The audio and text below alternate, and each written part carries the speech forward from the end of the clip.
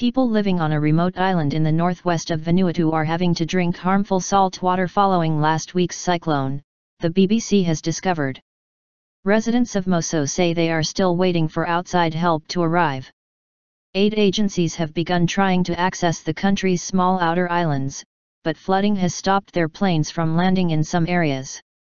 One pilot said the lush landscape had been transformed and now looked as if it had been destroyed by a bushfire. In addition to drinking water shortages, officials say there is also a desperate need for food and shelter, with tens of thousands of people now homeless. Drinking salt water is damaging as the more a person drinks, the more water already present in the body is rerouted to help dilute the excess of salt. It can lead to dehydration and death. The United Nations has revised the official number of people killed by the cyclone, bringing it down to 11 from an earlier figure of 24. The relatively low number of casualties has been attributed to the advance warnings that were issued.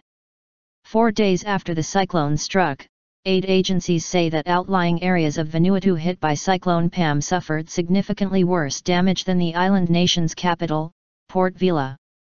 Prime Minister Joe Natuman told the BBC that the full extent of the damage across the islands was still not clear. He said that the more heavily populated islands of Tanna and Efate received most of the damage. The other islands should be okay, he said, except maybe one group. Local people and aid agencies say that the rebuilding effort will be immense. Getting aid to the islands has proven difficult because of a lack of landing strips or deep water ports.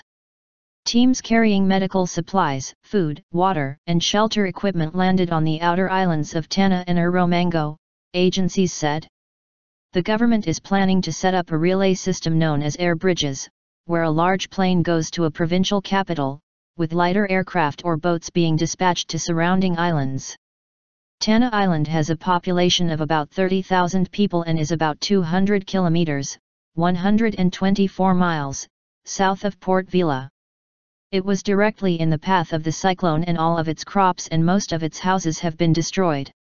Tom Perry from Care Australia said relief workers in Tanna reported the hospital was functioning but had no roof. Similar damage was reported by Save the Children in Tongo, a small island that has about 3,000 people, where 95% of homes are estimated to have been destroyed. Communication to many of the other 80 islands in the archipelago is still down and officials have warned survivors could quickly run out of food. The Category 5 storm hit Vanuatu on Saturday, bringing wind gusts of up to 300 km per hour, 185 miles per hour. Many people have lost their homes or face extensive rebuilding. Telecommunications, power, and water supplies have all been badly affected. In Port Vila, power and water have been restored in some areas, with officials reporting good progress in the clear-up operation, despite up to 90% of homes being damaged. The main roads around the island are expected to be cleared by tomorrow, a UNICEF spokeswoman said. One woman in Port Vila told the BBC that the scale of the destruction was immense, with curled-up corrugated iron everywhere. The president, returning from a conference in Japan, has described the storm as a monster linked to climate change, citing changing weather patterns, rising seas, and heavier-than-average rain in Vanuatu. Australia announced on Tuesday that it was sending more personnel, including a search and rescue team, and 3 more military planes carrying aid.